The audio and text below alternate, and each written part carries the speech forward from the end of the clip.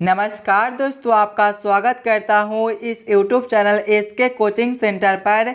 दोस्तों आज हम लोग रीजनिंग के एक और नए पार्ट को देखने वाले हैं। ये रीजनिंग का पार्ट नंबर आपका 211 होने वाला है। अगर आप लोग इससे पहले वाले पार्ट नहीं देखे होंगे तो ज़रूर जाकर देख लीजिएगा। इस पार्ट के अंदर आज हम लोग रीजनिंग के अलग अलग प्रकार के 15 इम्पोर्टेंट प्रश्न को देखने वाले हैं, जो कि आपको आने वाले आगामी सभी परीक्षाओं के लिए काफ़ी महत्वपूर्ण होने वाला है। अभी आपको एग्जाम में कुछ इसी प्रकार के रीजनिंग के प्रश्न पूछे जाते हैं, तो ये सारे प्रश्न आपके आने वाले आगामी सभी परीक्षाओं के लिए काफ़ी इम्पोर्टेंट होने वाला है। तो सभी प्रश्न को पहले आप लोग खुद से ज़रूर सॉल्व करने की कोशिश कीजिएगा और आप लोग हमारे साथ अंत तक जरूर बने रहिएगा। सभी प्रश्न को हम लोग एकदम शॉर्ट ट्रिक के साथ सॉल्व करेंगे। तो चलिए हम लोग एक नंबर क्वेश्चन की ओर चलते हैं। ये रहा क्वेश्चन नंबर एक। क्वेश्चन नंबर एक आपको कह रहा है नीचे दिए गए श्रृंखला को पूरा करें। श्रृंखला सीरीज से रिलेटेड प्रश्न दिया गया है। यहाँ पर आपका एक श्रृंखला सीरीज दिया हुआ है और यहाँ पर क्वेश्चन मार्क है। इस वाले क्वेश्चन मार्क पे आपका कौन सा संख्या भरा जाएगा, ये आप लोगों से पूछ रहा है। दोस्तों जब भी आपको इस प्रकार के श्रृंखला सीरीज से रिलेटेड प्रश्न देखने को मिले तो सबसे पहले आप लोग श्रृंखला सीरीज को ध्यान से देखिएगा।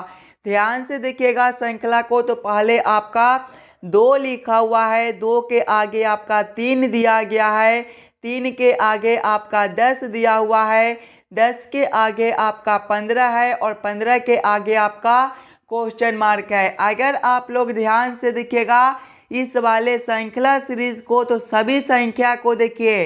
ये सभी संख्या जो है ये आपके किसी न किसी संख्या के स्क्वायर के करीब में दिया गया है। जैसे कि 2 जो है ये आपका 1 का स्क्वायर प्लस 1 होता है, 3 जो है ये आपका 2 का स्क्वायर माइनस 1 होता है, 10 जो है ये आपका 3 का स्क्वायर प्लस 1 होता है, 15 जो है ये आपका 4 का स्क्वायर माइनस 1 होता है और आगे आपका क्वेश्चन मार्क है। ध्यान से देखिएगा तो 1 का स्क्वायर है, 2 का स्क्वायर है, 3 का स्क्वायर है, 4 का स्क्वायर है, यानी कि अगला जो है वो आपका 5 का स्क्वायर हो जाएगा, प्लस 1 है माइनस 1 है, प्लस 1 है माइनस 1 है, यानी कि एक बार प्लस 1 करता है तो एक बार माइनस 1 करता है। यहाँ पर आपका माइनस 1 है तो अगला अंतर जो है वो आपका प्लस 1 का हो जाएगा। 5 का स्क्वायर प्लस 1 आपका कितना होता है, 5 का स्क्वायर आपका 25 होता है, 25 प्लस 1 आपका 26 बनता है। 26 आपका ऑप्शन नंबर बी में दिया गया है, जो कि आपका सही उत्तर हो जाएगा। इस वाले क्वेश्चन मार्क पे आपका 26 भरा जाएगा। क्लियर है। चलिए अगले प्रश्न की ओर हम लोग चलेंगे, क्वेश्चन नंबर 2 की ओर। ये रहा क्वेश्चन नंबर 2। क्वेश्चन नंबर 2 आपको कह रहा है नीचे दिए गए प्रश्न में संबंधित संख्या को चुनिए। इस बार आपको संबंधित संख्या चुनने के लिए बोला जा रहा है। प्रश्न आपको कह रहा है जिस प्रकार से 12 का संबंध 1726 के साथ है, उसी प्रकार से आप लोगों से पूछा जा रहा है 8 का संबंध कौन सा संख्या के साथ होगा, जो इस वाले क्वेश्चन मार्क पे भरे जाएंगे। ये जो प्रश्न है ये आपका नंबर एनालॉजी रीजनिंग का प्रश्न है और जब भी आपको इस प्रकार के नंबर एनालॉजी रीजनिंग के प्रश्न देखने को मिले तो सबसे पहले आप लोग ये समझने की कोशिश कीजिएगा 12 से आपका 1726 किस प्रकार से लिखा हुआ है। 12 को हम लोग क्या करेंगे ताकि हमारा 1726 बन जाए, उसी प्रकार से हम लोग सोचेंगे 8 से हमारा कौन सा संख्या बनेगा जो इस वाले क्वेश्चन मार्क पे भरे जाएंगे। अगर आप लोग ध्यान से देखिएगा तो 12 से हमें 1726 लाना है। अगर हम लोग पहले 12 के पावर 3 करते हैं तो 12 के पावर 3 जो है ये आपका 1728 होता है और 1728 माइनस 2 करने पर ये आपका 1726 बनता है। उसी प्रकार से आगे देखिएगा तो संख्या आपका 8 दिया गया है तो हम लोग 8 के पावर 3 करेंगे। 8 के पावर 3 जो है ये आपका 512 होता है। यहाँ पर देखिए पावर 3 करने के बाद -2 भी किए थे, तो यहाँ पर भी -2 करेंगे। 512 -2 जो है ये आपका 510 होता है। 510 आपका ऑप्शन नंबर बी में दिया गया है, जो कि आपका सही उत्तर हो जाएगा। इस वाले क्वेश्चन मार्क पे आपका 510 भरा जाएगा। क्लियर है। चलिए अगले प्रश्न की ओर हम लोग चलेंगे, क्वेश्चन नंबर 3 की ओर। ये रहा क्वेश्चन नंबर 3। क्वेश्चन नंबर 3 आपको कह रहा है नीचे दिए गए प्रश्न में लुप्त संख्या ज्ञात करें। इस बार आपको लुप्त संख्या निकालने के लिए बोला जा रहा है। ये जो प्रश्न है ये आपका मिसिंग नंबर से रिलेटेड प्रश्न दिया गया है। यहाँ पर आपका एक क्वेश्चन मार्क है। इस वाले क्वेश्चन मार्क पे आपका कौन सा संख्या भरा जाएगा ये आप लोगों से पूछ रहा है। दोस्तों इस प्रकार के भी प्रश्न आपको बार बार एग्जाम में पूछे जाते हैं, तो सबसे पहले आप लोग वीडियो को रोककर खुद से ज़रूर सॉल्व करने की कोशिश कीजिएगा। जब भी आपको मिसिंग नंबर से रिलेटेड प्रश्न देखने को मिले तो सबसे पहले आप लोग क्वेश्चन के पैटर्न को समझने की कोशिश कीजिएगा। अगर आप लोग ध्यान से देखिएगा तो देखिए ऊपर आपका बड़ा बड़ा संख्या दिया गया है, 225 है, 49 है और 121 है। और ध्यान से देखिएगा ये सभी संख्या के, तो ये सभी संख्या जो है ये आपके किसी न किसी संख्या के स्क्वायर दिया गया है। जैसे कि 225 जो है ये आपका 15 का स्क्वायर होता है, 49 आपका 7 का स्क्वायर होता है और 121 जो है ये आपका 11 का स्क्वायर होता है। ध्यान से देखिएगा अगर हम लोग नीचे वाले दोनों संख्याओं को आपस में जोड़ते हैं यानी कि 8 + 7 करते हैं तो ये आपका 15 होता है और 15 का स्क्वायर ये आपका 225 होता है। देखिए ऊपर वाला संख्या आपका 225 दिया गया है। उसी प्रकार से आगे देखिएगा जब ये दोनों संख्याओं को हम लोग आपस में जोड़ेंगे 3 + 4 करेंगे तो ये आपका 7 हो जाएगा और 7 का स्क्वायर ये आपका 49 होता है। देखिए ऊपर वाला संख्या आपका 49 दिया गया है। उसी प्रकार से यहाँ पर देखिएगा तो पहला संख्या आपका 6 है और दूसरा संख्या आपका क्वेश्चन मार्क है और ऊपर वाले संख्या को देखिएगा तो ये आपका 11 का स्क्वायर है। यानी कि हम लोग पहला संख्या में कौन सा संख्या को जोड़ेंगे ताकि 11 बन जाए। 6 में अगर हम लोग +5 करते हैं तो ये आपका 11 होता है और 11 का स्क्वायर ये आपका 121 होता है। यानी कि दूसरा संख्या जो है वो आपका 5 हो जाएगा। देखिए 6 + 5 करने पर आपका 11 और 11 का स्क्वायर आपका 121 होता है। 5 आपका ऑप्शन नंबर बी में दिया गया है, जो कि आपका सही उत्तर बनता है। चलिए अगले प्रश्न की ओर हम लोग चलेंगे, क्वेश्चन नंबर 4 की ओर। ये रहा क्वेश्चन नंबर 4। क्वेश्चन नंबर 4 आपको कह रहा है एम पी का पुत्र है, क्यू ओ की पौत्री है, जो पी का पति है, एम का ओ से क्या संबंध है ये आप लोगों से पूछ रहा है। दोस्तों ये जो प्रश्न है ये आपका ब्लड रिलेशन से रिलेटेड प्रश्न है और इस प्रकार के भी प्रश्न आपको बार बार एग्जाम में पूछे जाते हैं, तो पहले आप लोग खुद से ज़रूर सॉल्व करने की कोशिश कीजिएगा। सबसे पहले आप लोग प्रश्न को ध्यान से पढ़िएगा और समझने की कोशिश कीजिएगा। देखिए प्रश्न पहले आपको कह रहा है एम पी का पुत्र है। एम कौन है? पी का पुत्र है। पुत्र है मतलब एक पीढ़ी नीचे का होगा, यानी कि पी से नीचे हम लोग किसको रखेंगे? एम को रखेंगे। क्या रिश्ता है? पुत्र का है, तो आप लोग यहाँ पर पुत्र लिख लीजिएगा। आगे प्रश्न को पढ़िएगा। आगे प्रश्न आपको कह रहा है क्यू ओ की पौत्री है, जो पी का पति है। क्यू कौन है? ओ की पौत्री है, जो पी का पति है। यानी कि पी का जो पति है, ओ का जो पति है वो पी है। पति है मतलब दोनों एक ही पीढ़ी का होगा, यानी कि दोनों को हम लोग सामने सामने रखेंगे। पी के सामने हम लोग ओ को रखेंगे। क्या रिश्ता है? पति का है, तो आप लोग यहाँ पर पति लिख लीजिएगा। और ध्यान से देखिएगा क्यू जो है ओ की पौत्री है। पौत्री है मतलब 2 पीढ़ी नीचे का होगा, यानी कि ओ से 2 पीढ़ी नीचे जो है वो आपका क्यू हो जाएगा। क्या रिश्ता है? पौत्री का है, तो आप लोग यहाँ पर पौत्री भी लिख लीजिएगा। आगे प्रश्न को पढ़िएगा। आगे प्रश्न आपको कह रहा है एम का ओ से क्या संबंध है। देखिए एम आपका यहाँ पर है और ओ आपका यहाँ पर है, ये दोनों का रिश्ता आप लोगों से पूछ रहा है। अगर आप लोग ध्यान से देखिएगा तो एम जो है वो पी का पुत्र है और पी का पति कौन है, ओ है। यानी कि ये जो रिश्ता है ये आपका पुत्र का रिश्ता है। पुत्र आपका कौन सा ऑप्शन में है, पुत्र आपका ऑप्शन नंबर ए में दिया गया है, जो कि आपका सही उत्तर बनता है। देखिए ओ का पति कौन है, पी है, और पी का पुत्र कौन है, एम है। यानी कि एम का जो ओ से रिश्ता है वो आपका पुत्र का रिश्ता बनता है। पुत्र आपका ऑप्शन नंबर ए में दिया गया है, जो कि आपका सही उत्तर बनता है। चलिए अगले प्रश्न की ओर हम लोग चलेंगे, क्वेश्चन नंबर 5 की ओर। ये रहा क्वेश्चन नंबर 5। क्वेश्चन नंबर 5 जो है ये आपका वेन आरेख वेन डायग्राम से रिलेटेड प्रश्न है। बांग्लादेश, भारत और दिल्ली का किस प्रकार से वेन आरेख वेन डायग्राम बनेगा, ये आप लोगों से पूछ रहा है। सबसे पहले आप लोग खुद से जरूर सॉल्व करने की कोशिश कीजिएगा।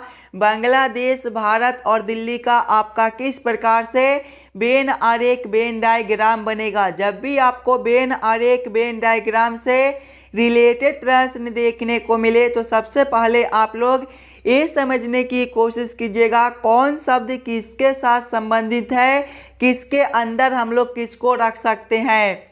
अगर आप लोग ध्यान से देखिएगा तो बांग्लादेश आपका एक अलग देश दिया हुआ है और भारत देश के अंदर ये आपका दिल्ली है। यानी कि सबसे पहले हम लोग भारत के लिए एक गोला बना लेंगे और भारत के अंदर क्या है, दिल्ली है। यानी कि भारत के अंदर हम लोग दिल्ली को रख देंगे और बांग्लादेश ये दोनों शब्द से अलग है। यानी कि बांग्लादेश को हम लोग ये दोनों से अलग कर देंगे। इसका वेन आरेख वेन डायग्राम आपका कुछ इस प्रकार से बनेगा। इस प्रकार का वेन आरेख वेन डायग्राम आपका ऑप्शन नंबर डी में दिया गया है, जो कि आपका सही उत्तर बनता है। चलिए अगले प्रश्न की ओर हम लोग चलेंगे, क्वेश्चन नंबर 6 की ओर। ये रहा क्वेश्चन नंबर 6। क्वेश्चन नंबर 6 जो है ये आपका कथन और निष्कर्ष से रिलेटेड प्रश्न दिया गया है। और जब भी आपको इस प्रकार के कथन और निष्कर्ष से रिलेटेड प्रश्न देखने को मिले तो सबसे पहले आप लोग सभी कथन को ध्यान से पढ़िएगा और उस सभी कथन को आप लोग वेन आरेख वेन डायग्राम पर सेट कर लीजिएगा, ताकि प्रश्न को सॉल्व करने और समझने में आपको आसानी हो। देखिए कथन आपको कह रहा है सभी झाड़न चौक है। सभी झाड़न क्या है, चौक है। इसका वेन आरेख वेन डायग्राम आपका किस प्रकार से बनेगा, चौक के अंदर जो है वो आपका झाड़न हो जाएगा। यानी कि ये जो आरेख है ये आपका चौक के लिए हो जाएगा। तो आप लोग यहाँ पर चौक भी लिख लीजिएगा ताकि आपको समझने में कोई दिक्कत ना हो। और सभी झाड़न क्या है, चौक है। यानी कि चौक के अंदर जो है वो आपका झाड़न हो जाएगा। ये जो आरेख है ये आपका झाड़न के लिए हो जाएगा। तो आप लोग यहाँ पर झाड़न भी लिख लीजिएगा ताकि आपको समझने में कोई दिक्कत ना हो। आगे कथन को पढ़िएगा। आगे कथन आपको कह रहा है सभी श्याम पट चौक है। सभी श्याम पट क्या है, चौक है। यानी कि चौक के अंदर जो है वो आपका श्याम पट भी हो जाएगा। यानी कि ये जो आरेख है ये आपका श्याम पट के लिए भी हो जाएगा। तो यहाँ पर आप लोग श्याम पट भी लिख लीजिएगा ताकि आपको समझने में कोई दिक्कत ना हो। अब आप लोग इस वाले वेन आरेख वेन डायग्राम के आधार पर निष्कर्ष को सही या फिर गलत कीजिएगा। देखिए निष्कर्ष एक आपको कह रहा है कुछ झाड़न श्याम पट है। ध्यान से देखिएगा तो श्याम पट के लिए आरेख आपका यहाँ पर है और झाड़न के लिए आरेख आपका यहाँ पर है। ये दोनों आरेख आपका अलग अलग दिया हुआ है।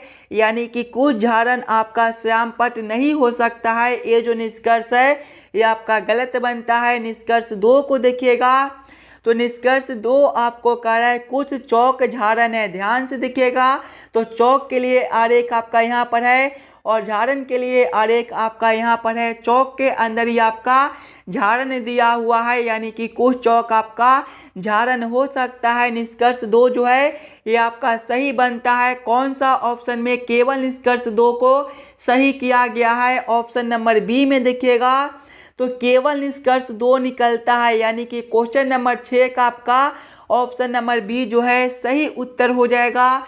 चलिए अगले प्रश्न की ओर हम लोग चलेंगे, क्वेश्चन नंबर 7 की ओर।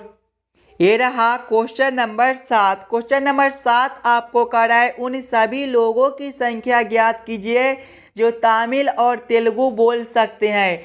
यहाँ पर देखिएगा आपका एक आकृति दिया गया है। इस वाले आकृति से आपको ये समझना है कि कितने लोग तमिल और तेलुगु बोल सकते हैं। सबसे पहले आप लोग आकृति को ध्यान से देखिएगा और समझने की कोशिश कीजिएगा। आकृति को देखिएगा तो यहाँ पर देखिए तेलुगु वाले के लिए जो आपका आकृति दिया हुआ है वो आपका यहाँ से लेकर यहाँ तक दिया हुआ है, और तमिल वाले के लिए जो आपका आकृति है ये आपका यहाँ से लेकर यहाँ तक है, और अंग्रेजी वाले के लिए जो आपका आकृति है ये आपका यहाँ से लेकर यहाँ तक दिया गया है। अब आप लोग प्रश्न को ध्यान से पढ़िएगा और समझने की कोशिश कीजिएगा। देखिए प्रश्न आप लोगों से पूछ रहा है उन सभी लोगों की संख्या ज्ञात कीजिए जो तमिल और तेलुगु बोल सकते हैं, यानी कि केवल हमें तमिल और तेलुगु वाले में संबंधित संख्या को देखना है। कितने लोग आपके ऐसे हैं जो तमिल और तेलुगु बोल सकते हैं। अगर आप लोग ध्यान से देखिएगा तो तमिल और तेलुगु वाले में आपका 12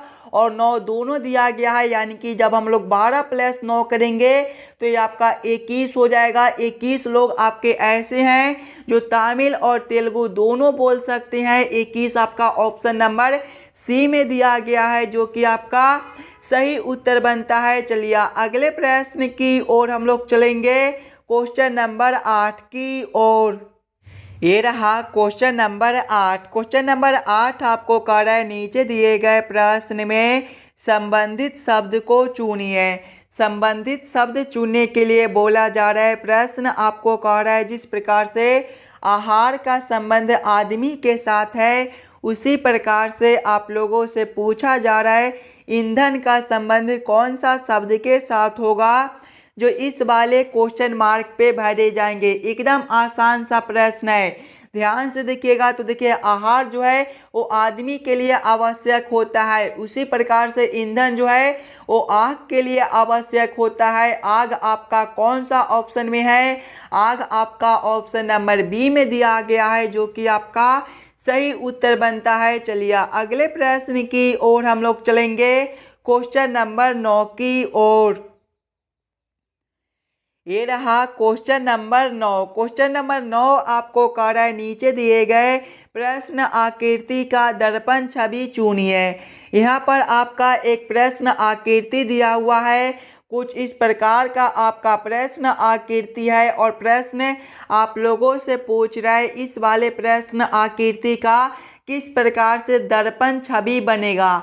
सबसे पहले आप लोग प्रश्न आकृति को ध्यान से देखिएगा और समझने की कोशिश कीजिएगा। अगर आप लोग ध्यान से देखिएगा तो देखिए दर्पण जो है ये आपके कुछ इस प्रकार से दिए गए हैं, और जब भी आपको इस प्रकार के दर्पण देखने को मिले तो प्रश्न आकृति जो है वो आपका बाएं से उलटकर दाएं में चला जाता है, और दाएं वाले आकृति आपके उलटकर बाएं में चले आते हैं। यानी कि दोस्तों जब हम लोग इस वाले प्रश्न आकृति को इस प्रकार से उलटेंगे तो ये आपका किस प्रकार का आकृति बनेगा।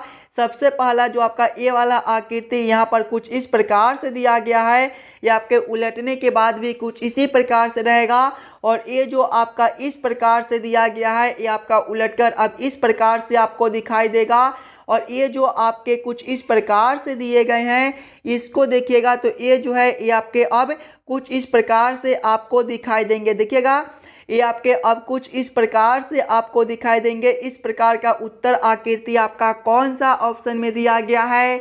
इस प्रकार का उत्तर आकृति आपका ऑप्शन नंबर डी में दिया हुआ है, जो कि आपका सही उत्तर बनता है। चलिए अगले प्रश्न की ओर हम लोग चलेंगे, क्वेश्चन नंबर 10 की ओर।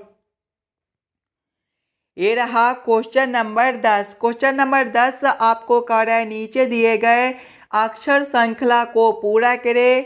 इस बार आपको अक्षर श्रृंखला से रिलेटेड प्रश्न दिया गया है। एक अक्षर श्रृंखला दिया हुआ है और यहाँ पर क्वेश्चन मार्क है।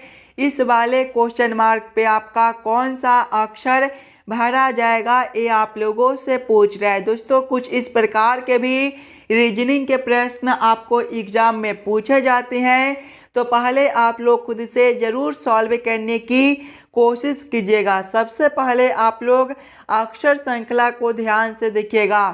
अक्षर श्रृंखला को देखिएगा तो देखिए पहले आपका टी दिया हुआ है, टी के आगे आपका आर दिया गया है, आर के आगे आपका पी है, पी के आगे आपका एन है और एन के आगे आपका क्वेश्चन मार्क है। अगर आप लोग ध्यान से देखिएगा इस वाले अक्षर श्रृंखला को तो देखिए यहाँ से आपका टी से आर लिखा हुआ है। टी जो है ये आपके ABCD के क्रमानुसार देखेंगे तो 20वें नंबर पर होता है और आर आपका 18वें नंबर पर होता है। यहाँ पर आपका -2 है। आगे देखिएगा आर से आपका पी है, आर आपका 18वें नंबर पर होता है और पी आपका 16वें नंबर पर, यहाँ पर आपका -2 है। आगे देखिएगा तो पी से आपका एन है, पी आपका 16वें नंबर पर होता है और एन आपका 14वें नंबर पर, यहाँ पर आपका -2 है और आगे आपका क्वेश्चन मार्क है। ध्यान से देखिएगा तो -2 -2 -2 यानी कि आगे भी हम लोग -2 करेंगे। एन आपका 14वें पर होता है, 14 - 2 आपका 12 और 12वें नंबर पर आपका एल होता है। एल आपका ऑप्शन नंबर सी में दिया गया है जो कि आपका सही उत्तर बनता है। इस वाले क्वेश्चन मार्क पे आपका एल भरा जाएगा। क्लियर है। ये रहा क्वेश्चन नंबर 11। क्वेश्चन नंबर 11 आपको कह रहा है एक विमान पश्चिम की ओर 100 किलोमीटर तक उड़ता है, फिर यह दक्षिण की ओर मुड़ जाता है और 150 किलोमीटर तक उड़ता है, फिर यह पश्चिम की ओर मुड़ जाता है और 300 किलोमीटर तक उड़ता है, फिर यह अपनी दाईं ओर मुड़ता है और 150 किलोमीटर तक उड़ता है। वह अपनी प्रारंभिक स्थिति से अब कहाँ है ये आप लोगों से पूछ रहा है। दोस्तों ये भी प्रश्न आपके लिए काफ़ी इम्पोर्टेंट प्रश्न है और जब भी आपको इस प्रकार के रीजनिंग के प्रश्न देखने को मिले तो सबसे पहले आप लोग ये याद कर लीजिएगा दिशा में जो है वो आपका पूरब ए वाला दिशा होता है, पश्चिम आपका ए वाला दिशा होता है, उत्तर आपका ऊपर की ओर होता है और दक्षिण जो है वो आपका नीचे की ओर होता है। अब आप लोग प्रश्न को ध्यान से पढ़िएगा और समझने की कोशिश कीजिएगा। देखिए प्रश्न आपको कह रहा है एक विमान पश्चिम की ओर 100 किलोमीटर तक उड़ता है, यानी कि पहले विमान जो है पश्चिम दिशा में 100 किलोमीटर तक उड़ता है। पश्चिम आपका ए वाला दिशा है, यानी कि इस वाले दिशा में विमान जो है 100 किलोमीटर उड़ता है। आगे प्रश्न को पढ़िएगा। फिर यह दक्षिण की ओर मुड़ जाता है और 150 किलोमीटर तक उड़ता है। जब यहाँ से यह दक्षिण की ओर मुड़ेगा तो देखिए दक्षिण आपका ए वाला दिशा है, यानी कि इस वाले दिशा में जहाज जो है 150 किलोमीटर उड़ता है। आगे प्रश्न को पढ़िएगा। आगे प्रश्न आपको कर रहा है फिर यह पश्चिम की ओर मुड़ जाता है और 300 किलोमीटर तक उड़ता है। देखिए पश्चिम आपका ए वाला दिशा है, यानी कि इस वाले दिशा में जहाज जो है फिर से 300 किलोमीटर उड़ता है। आगे प्रश्न को पढ़िएगा। आगे प्रश्न आपको कर रहा है फिर से यह अपनी दाईं ओर मुड़ता है और 150 किलोमीटर तक उड़ता है। जब यहाँ से यह दाईं ओर मुड़ेगा तो इसका दाईं दिशा जो है ऊपर की ओर हो जाएगा, यानी कि ऊपर वाला दिशा जो है उत्तर दिशा, यानी कि उत्तर दिशा में जहाज जो है 150 किलोमीटर उड़ता है। आगे प्रश्न को पढ़िएगा। आगे प्रश्न आप लोगों से पूछ रहा है अब अपनी प्रारंभिक स्थिति से कहाँ पर है ये आप लोगों से पूछ रहा है। ध्यान से देखिएगा। तो जहाज यहाँ से उड़ना शुरू किया था और यहाँ तक कर उड़कर आया है, यहाँ से लेकर यहाँ तक का दूरी आप लोगों से पूछ रहा है। ध्यान से देखिएगा। तो यहाँ से लेकर यहाँ तक का जो दूरी है वो आपका 100 किलोमीटर है और यहाँ से लेकर यहाँ तक का जो दूरी है ये आपका 300 किलोमीटर है, यानी कि ये वाला जो दूरी है ये आपका 300 किलोमीटर बनेगा। 100 प्लस 300 किलोमीटर आपका कितना हो जाएगा, 100 प्लस 300 जो है ये आपका 400 किलोमीटर बनता है। और ध्यान से देखिएगा जहाज जो है यहाँ से उड़ना शुरू किया था और यहाँ तक उड़कर आया है। ये वाला दिशा आपका कौन सा दिशा है, ये वाला आपका पश्चिम दिशा है, यानी कि 400 किलोमीटर पश्चिम दिशा में अभी जहाज स्थित है। 400 किलोमीटर पश्चिम आपका ऑप्शन नंबर सी में दिया गया है जो कि आपका सही उत्तर बनता है। चलिए अगले प्रश्न की ओर हम लोग चलेंगे, क्वेश्चन नंबर 12 की ओर। ये रहा क्वेश्चन नंबर 12। क्वेश्चन नंबर 12 आपको कह रहा है यदि गुणा का अर्थ जोड़ है, भाग का अर्थ घटाव है, जोड़ का अर्थ भाग है तथा घटाव का अर्थ गुना है, तो 14 गुना 12 घटाव 16 भागा 18 बराबर क्वेश्चन मार्क। इस वाले क्वेश्चन मार्क पे आपका कौन सा संख्या भरा जाएगा ये आप लोगों से पूछ रहा है। जब भी आपको इस प्रकार के रीजनिंग के प्रश्न देखने को मिले तो सबसे पहले आप लोग प्रश्न को ध्यान से पढ़िएगा और समझने की कोशिश कीजिएगा। देखिए प्रश्न आपको कह रहा है कि गुना का अर्थ जोड़ है, यानी कि इस वाले समीकरण में जहाँ पर आपका गुना दिया गया है वहाँ पर पहले हम लोग जोड़ को रखेंगे। भाग का अर्थ घटाव है, भाग के जगह पे हम लोग घटाव को रखेंगे। जोड़ का अर्थ भाग है, यानी कि जोड़ के जगह पे हम लोग भाग को रखेंगे तथा घटाव का अर्थ गुना है, यानी कि घटाव के जगह पे गुना को रखकर इस वाले समीकरण को हम लोग हल कर लेंगे। सबसे पहले देखिएगा तो 14 गुना 12 है, गुना का अर्थ आपका क्या है, जोड़ है, यानी कि यहाँ पर आपका जोड़ 12 हो जाएगा। उसके बाद घटाव है, घटाव का अर्थ आपका गुना दिया गया है, यानी कि गुना 16 हो जाएगा। उसके बाद आपका भाग है, भाग का अर्थ घटाव है, यानी कि यहाँ पर आपका घटाव 18 हो जाएगा। जब इस वाले समीकरण को हम लोग हल करेंगे तो सबसे पहले गुना के काम करेंगे, उसके बाद घटाव के और उसके बाद जोड़ के। देखिए गुना के काम करेंगे तो 14 प्लस करेंगे 12 गुना 16 आपका 192 होता है। घटाव करेंगे 18, आगे देखिएगा 14 प्लस करेंगे 192 घटाव 18 जो है ये आपका 174 होता है।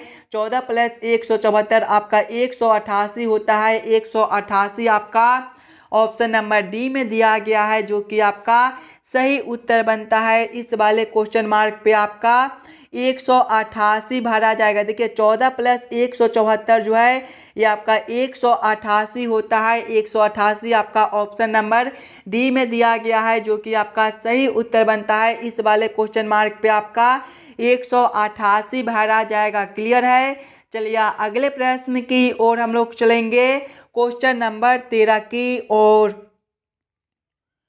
ये रहा क्वेश्चन नंबर 13। क्वेश्चन नंबर 13 आपको कह रहा है नीचे दिए गए निम्नलिखित शब्दों का सही क्रम बताएं। फसल, जड़, तना, बीज और फूल का किस प्रकार से सही क्रम बनेगा ये आप लोगों से पूछ रहे हैं। सबसे पहले आप लोग सभी शब्दों को ध्यान से देखिएगा और समझने की कोशिश कीजिएगा ये सभी शब्दों का आपका किस प्रकार से सही क्रम बनता है। अगर आप लोग ध्यान से देखिएगा तो ये सभी शब्दों में जो है वो आपके सबसे पहले बीज हो जाएगा, यानी कि 4 नंबर। बीज के बाद जो है वो आपका जड़ हो जाएगा, यानी कि 2 नंबर। जड़ के बाद जो है वो आपका तना हो जाएगा, यानी कि 3 नंबर। तना के बाद जो है वो आपका फूल हो जाएगा, यानी कि 5 नंबर।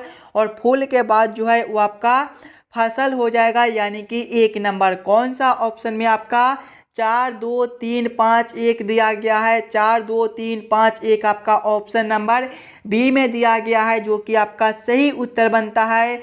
ये सभी शब्दों का जो सही क्रम है वो आपका ऑप्शन नंबर बी में दिया गया है। चलिए अगले प्रश्न की ओर हम लोग चलेंगे, क्वेश्चन नंबर 14 की ओर।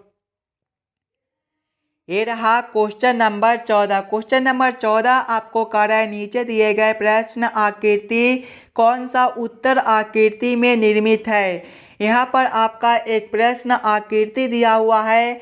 कुछ इस प्रकार का आपका प्रश्न आकृति है और प्रश्न आप लोगों से पूछ रहा है इस प्रकार के प्रश्न आकृति कौन सा उत्तर आकृति में दिया गया है।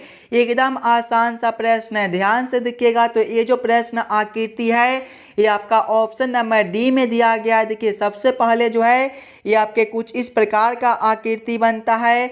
यहाँ से लेकर यहाँ तक जो है ये आपका कुछ इस प्रकार का आकृति बनता है।